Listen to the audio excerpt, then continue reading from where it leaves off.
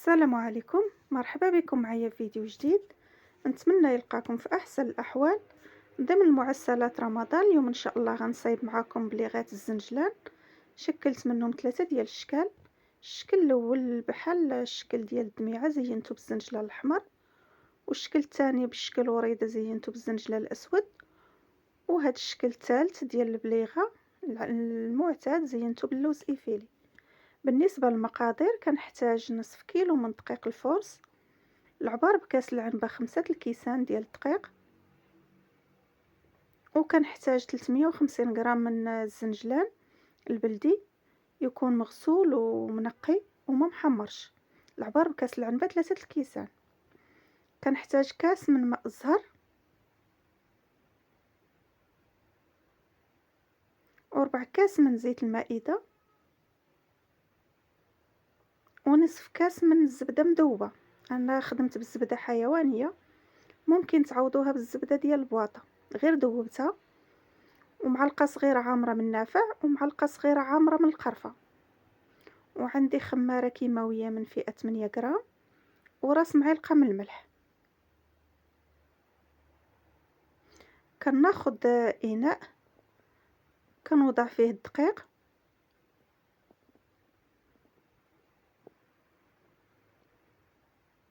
والزنجلان والملح والقرفه والنافع والخماره الكيماويه، وكنضيف الزيت والزبده، وكنلبس هاد الحبيبات كلهم ديال الدقيق والزنجلان بهاد اليدام اللي ضفت. السر باش تجي هاد الحلوى هذه هشيشه، كنخلط مزيان هكا الزبده والزيت مع الدقيق والزنجلان، وعاد كنعجن بالكاس ديال ماء الزهر، وكنكمل بالماء.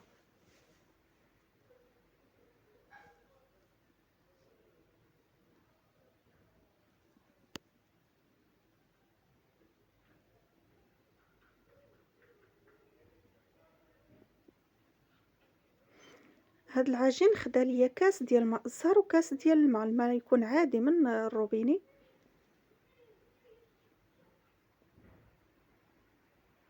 غير كنجمع العجين ما كندلكوش.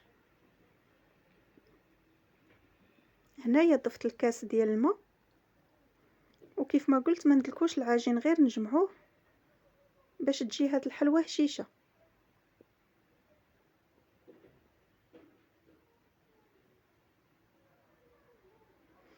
هنا من بعد ما جمعت العجين يكون هكا بهاد القوام، تكون قاصحه شويه، ما تكونش رطبه بزاف. كنقسمها على جوج، النصف كنوضعو في بلاستيك غذائي، والنصف غنخدم به.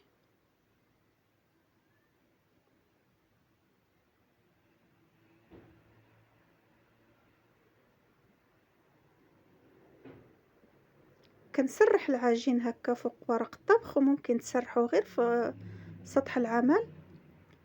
انا ما بغيتش نرش هكا الدقيق، فضلت نخدم هكا في فوق ورق الطبخ ولا بلاستيك. كنسرح هاد العجينه تكون رقيقه بزاف. من بعد ما نسرحها غنوريكم السمك ديالها.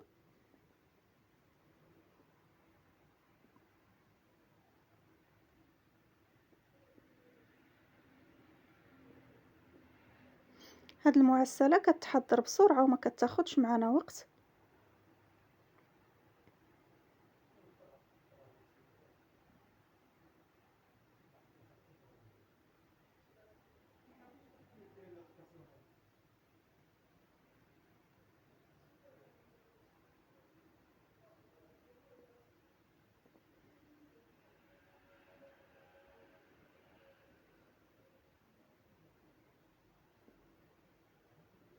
هذا هو السمك ديال العجين كيف ما شفتوا. انا سرحتها رقيقه، وهنايا قطعت بالجراره. غادي ناخد القياس بواحد المسطره اللي كتكون عندي دائما في المطبخ، وهاد الزوائد كنجمعهم وكنوضعهم في بلاستيك غذائي، وكنخليهم حتى نكمل هاد العجينه وعاد نخدمهم. انا خديت العبار بهاد المسطره، ممكن تاخذوا العبار باي حاجه كانت عندكم. بغيتو المربعات يكونوا كبار ولا صغار.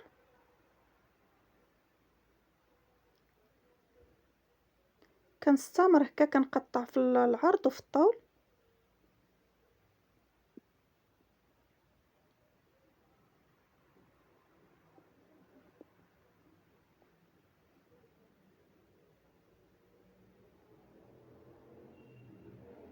بهاد الطريقه كيجيو هاد البليغات كلهم مقادين، ما كتجيش وحده كبيره وحده صغيره. كنظن الفيديو شارح نفسه.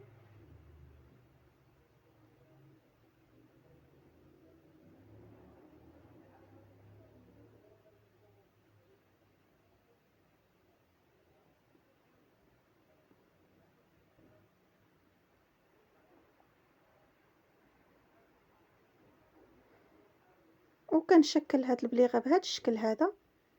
هنايا كنلحم هاد العجينه مزيان، كنضغط عليها مزيان باش في القلي ما تحلش. وإلا كانت العجينه ناشفه ممكن نوضعوا واحد صبعنا في نقيطه ديال الماء وكنلصقوا به. هنايا انا ما احتاجتش الماء في هاد البليغات هادو. كنستمر هكا وكنوضعهم هكا في بلاطو. كيف ما شفتوا السمك ديالها رقيقه بزاف وراه ما كتهرش في القلي. كنستمر هكا وملي كنساليهم كنوضعهم في بلاطو وكنخليهم ينشفوا. ما كنقليهمش مباشره، كنخليهم تقريبا واحد الساعه عاد كنقليهم. وغندوز نحضر معكم الشكل الثاني والثالث. كيف ما شفتوا انا وضعتهم في البلاطو وغنخليهم على جنب ينشفوا. بالنسبه للشكل الثاني غنحضر معكم الشكل اللي على شكل دميعه. كناخذ شريط هكا من العجين، كنلف على جوج الصباع وكنلصق العجين وكنعاود نلف على 3 الصباع. نتمنى الشكل ديال هاد الدميعه يكون واضح. كنقاده هكا مزيان وكنضغط على العجين كنجمعو من التحت.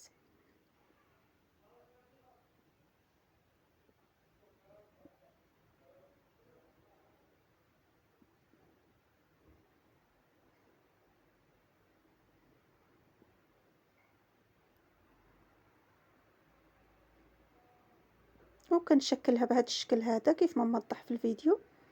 غنصاوب معكم حبات اخرين.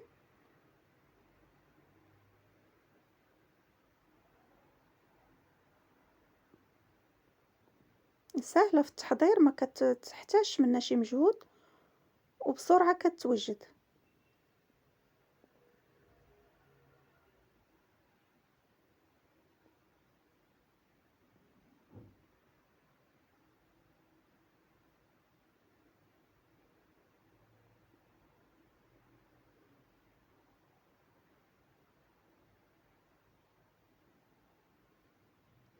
وبالنسبه للشكل الثالث نفس الشريط تقريبا، كناخذ نفس القياس كنلفو بهذا الشكل هذا. نتمنى الفيديو يكون واضح.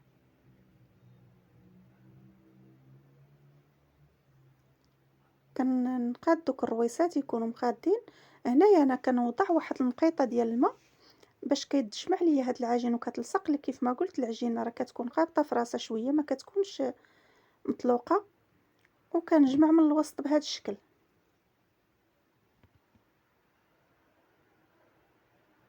كيف ما شفتوا هاد الشكيلات بثلاثه راه كيتحضروا بسرعه وما كياخذوش معنا وقت. هاد المعسله كلها كتوجد بسرعه. غنصايب معكم واحده اخرى.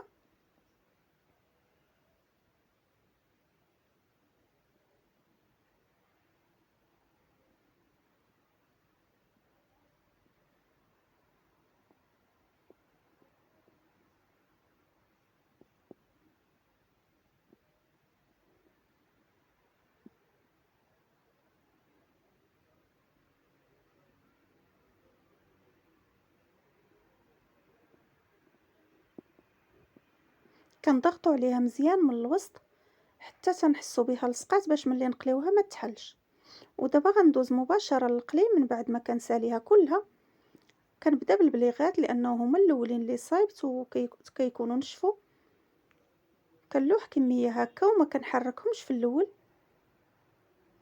حتى تيقبطوا راسهم شويه في الزيت. عاد كنبقى نحركهم باش يجي اللون موحد ويجيو محمرين كاع من الجوايه. وبالنسبه للعسل راه كيكون العسل ثقيل، عكس المعسلات اللي سبق ليا وقدمت لكم في الفيديوهات اللي قبل. ضروري يكون العسل ثقيل باش كيلصق على هاد المعسله هذه. من بعد ما كيقبطوا في روسهم كنبقى نحرك فيهم باش يجيو محمرين من كاع الجوايه.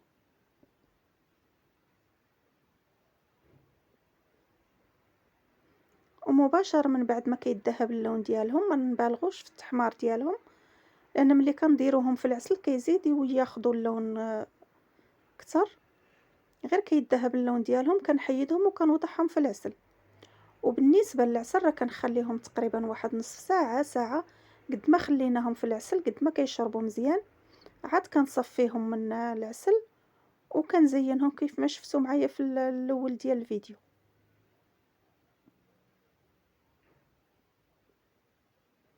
في الاول كيكون العسل ثقيل، راه كناخذ غير العسل وكنبقى نوضع فوق المعسلات حتى تيسخن بهاد الحلوى، عاد كيتطلق ومن بعد راه ممكن نضغط عليهم.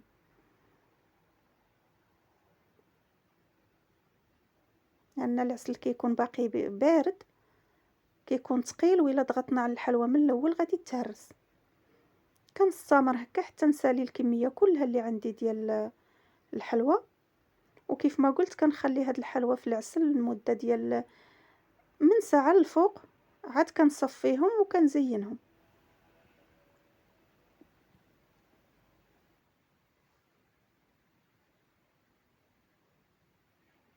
كنستمر هكا حتى نسالي الكميه كلها اللي عندي.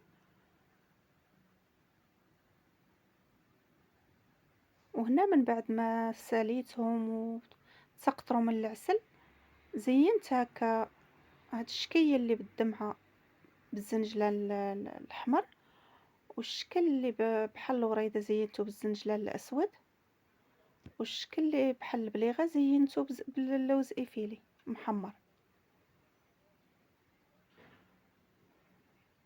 غناخد وحده باش تشوفوا شحال كتجي هشيشه وكتجي لذيذه بزاف. هاد المعسله ما تشبعوش منها، نصحكم تجربوها اكيد غادي تعجبكم.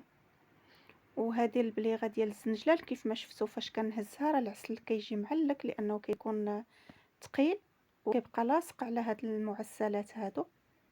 وهذا الشكل ديال الوريضه الصراحه كلهم كيجيو رائعين، لا في المنظر ولا حتى في المذاق.